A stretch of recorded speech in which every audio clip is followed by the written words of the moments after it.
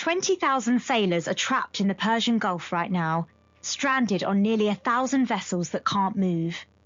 The world's most critical oil choke point has been effectively shut down for months, and we're witnessing what experts are calling the largest supply disruption in the history of the global oil market. Today, we're exploring the unprecedented crisis in the Strait of Hormuz, the vessel seizures, selective maritime passage, and global economic shaking that's unfolding. By the end of this episode, you'll understand how these events align with biblical prophecy about end-time birth pangs and what this means for believers watching current events through a prophetic lens. Let me bring in someone who's been tracking these developments closely through the lens of biblical prophecy to help us understand what we're really witnessing here. What we're seeing in the Strait of Hormuz right now is absolutely unprecedented. According to Forbes, since February 28th, when the US and Israel launched airstrikes on Iran, traffic through this critical waterway has fallen by more than 90%. We're talking about a 21-mile choke point that's holding the entire global economy hostage. 90%? That's staggering. Help me understand the scale here. What exactly is happening on the water? The numbers are mind-blowing. According to UN Trade and Development, ship transits dropped from around 130 per day in February to just 6 in March. That's a 95% collapse. Between 800 and 1,000 vessels are stranded in the Gulf with roughly 20,000 seafarers stuck on board.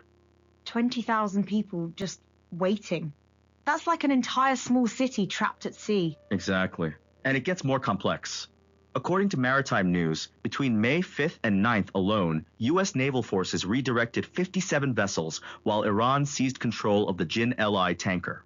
We're seeing mutual naval confrontations, with U.S. Central Command reporting they intercepted Iranian attacks against 3 U.S. Navy ships. So this isn't just about blocking ships, there's active military engagement happening? Absolutely. The Joint Maritime Information Center has classified the regional threat level as critical. They're reporting vessels being struck by unknown projectiles, ships catching fire, and Iran establishing a government agency to vet and tax vessels entering the strait. It's selective maritime passage. Iran is allowing some Chinese, Indian, and Pakistani vessels through while blocking Western ships. That selective passage is fascinating from a geopolitical standpoint. But let's zoom out. What does this mean economically? The economic impact is staggering. Brent crude has gone from $74 a barrel before the conflict to over $112. Saudi Aramco's CEO warned that if the disruption persists past mid-June, the oil market won't normalize until 2027. They're losing 100 million barrels of supply every week the strait remains closed. Wait, 2027? That's potentially years of economic disruption from a single waterway. That's the power of a choke point. According to the Federal Reserve Bank of Dallas, this represents removing close to 20% of global oil supplies from the market. To put that in perspective, previous geopolitical oil shocks only removed 4–6%. This is 3 to 5 times larger than anything we've seen before. 3 to 5 times larger. So we're in uncharted territory economically. But here's what I want to explore. For those of us who study biblical prophecy, are we looking at something more significant than just geopolitical conflict? That's exactly the right question.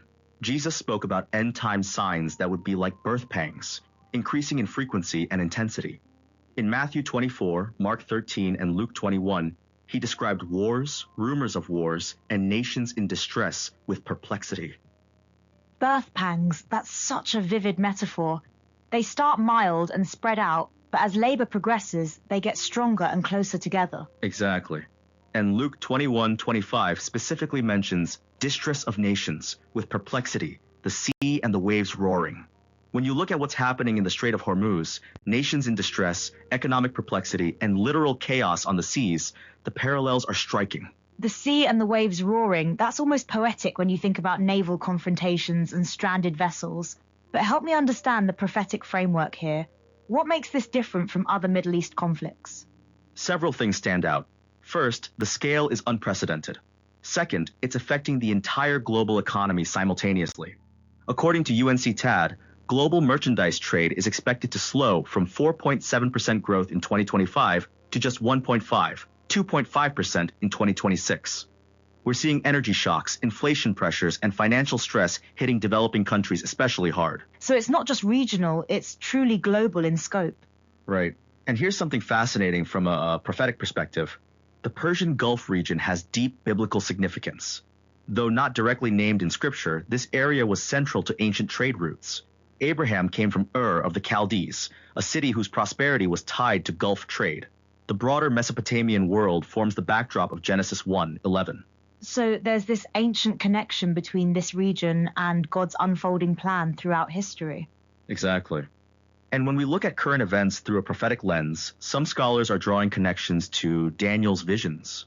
Daniel 8 describes a ram with two horns representing Media and Persia, modern Iraq and Iran. The prophecy speaks of this ram pushing westward, northward, and southward until a goat from the west strikes it. And the angel told Daniel this vision was for the time of the end, right? That's right, Daniel 8:17. While many assume this was fulfilled when Greece defeated Persia, the angel specifically said, these events belong to the latter days. When you see Iran growing powerful across the Middle East and now being confronted directly by Western powers, the parallels are hard to ignore. But we have to be careful not to force current events into prophetic frameworks, right? How do we maintain that balance? Absolutely, crucial point. We should interpret current events through scripture, not scripture through current events. What I find compelling isn't that we can definitively say this is that prophecy, but rather that we're seeing patterns that align with what scripture describes about the end times. Patterns rather than precise fulfillments. That makes sense. What patterns are you seeing specifically? The birth pang pattern is key. Jesus said these signs would increase in frequency and intensity. Look at the timeline. We had conflicts in June 2025, escalation in February 2026, and now ongoing crisis. The doomsday clock has been moved to just 85 seconds before midnight, the closest it's ever been to symbolic global catastrophe. 85 seconds. That's really close to midnight on that symbolic clock. And here's what's particularly significant. This isn't just military conflict. It's economic warfare affecting global supply chains, energy markets, and financial systems. UNCTAD reports that 3.4 billion people live in countries already spending more on debt than on health or education.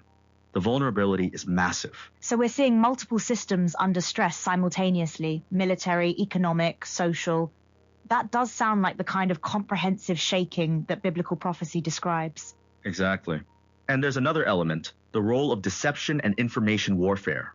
The UN's Maritime Security Chief mentioned that disinformation and misinformation are making risk assessment extremely challenging for shipping companies. Truth itself becomes a casualty. That connects to what Jesus warned about false signs and deception in the end times. Even the information environment becomes unreliable. Right. And here's something that really stands out. The International Energy Agency is planning to release 400 million barrels of oil, the largest such move in IEA history. When global institutions are taking unprecedented actions, it suggests we're in unprecedented times. Unprecedented times requiring unprecedented responses.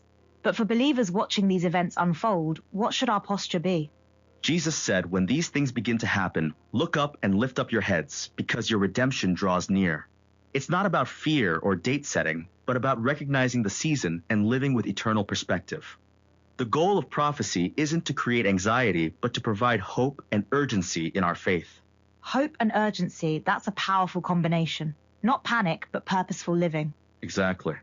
And there's something else worth noting. While Iran has effectively closed the strait to Western shipping, they're still allowing select vessels through. It's not total chaos, but controlled disruption. That kind of selective pressure creates maximum economic leverage while avoiding total war. Strategic rather than chaotic. That actually makes it more concerning from a prophetic standpoint, doesn't it? In some ways, yes. It shows sophisticated planning and long-term thinking. When you combine that with the unprecedented scale of economic impact and the alignment with biblical patterns, it suggests we may be witnessing something more significant than typical geopolitical maneuvering. And yet, as believers, we're not supposed to be caught off guard by these things, right? Scripture actually prepares us to recognize these patterns. That's the beauty of biblical prophecy. It's not meant to surprise us, but to prepare us. When we see nations in distress, economic systems shaking, and unprecedented global disruption, we can recognize these as potential birth pangs rather than random chaos. So instead of being overwhelmed by the news cycle, we can actually find stability in understanding God's sovereign plan. Absolutely. And here's something encouraging. Even in the midst of this crisis, we see God's providence. The fact that alternative shipping routes exist, that strategic reserves can be released, that diplomatic solutions are still being pursued, these aren't accidents. God's sovereignty even in the midst of human conflict and economic disruption. Right. And for those tracking biblical prophecy, this situation provides a real-time case study in how end-time events might unfold, not through Hollywood-style catastrophe, but through the complex interaction of geopolitical, economic, and military factors that create cascading global effects. More like dominoes falling than sudden apocalyptic events. Exactly. And that's actually more consistent with how Jesus described it, birth pangs that increase gradually. The Strait of Hormuz crisis shows how a single choke point can affect global systems. It's a preview of how interconnected our world has become and how vulnerable that makes us to disruption. Which brings us back to that Forbes article about every business having its own Strait of Hormuz, those critical choke points that can bring everything to a halt. That's such an insightful parallel. Whether it's Apple's dependence on Foxconn or the global economy's dependence on Middle Eastern oil routes, we've created systems with single points of failure. From a prophetic perspective, this vulnerability sets the stage for the kind of global disruption Scripture describes. So when we step back from all the maritime reports and economic data, what we're really seeing is a demonstration of how fragile our interconnected world has become and how that fragility aligns with biblical descriptions of end-time instability. That's exactly right. The Strait of Hormuz crisis isn't just about Iran and oil prices. It's a window into how end-time events might unfold through the complex interaction of nations, economies, and strategic resources that create global instability and distress. And for believers, this isn't cause for despair, but for watchfulness and hope. We're seeing potential birth pangs, which means we're getting closer to the ultimate redemption Jesus promised. Absolutely. Whether these specific events are direct prophetic fulfillments or simply patterns that align with biblical descriptions, they remind us to live with eternal perspective and to be ready for Christ's return. Ready, watchful, but not fearful, because ultimately God is sovereign over every strait, every choke point, and every global crisis. That's the hope we hold on to.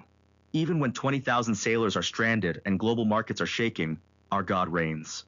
These events, whether they're birth pangs or just geopolitical turbulence, are under his sovereign control. So the next time you see headlines about vessel seizures in the Strait of Hormuz or unprecedented oil market disruptions, remember, you're not just watching geopolitics unfold. You might be witnessing the birth pangs Jesus described, the signs that point toward his ultimate return and the establishment of his kingdom. Thanks for joining us on Copilot Podcasts. Keep watching, keep hoping, and remember that even in the midst of global shaking, our redemption draws near.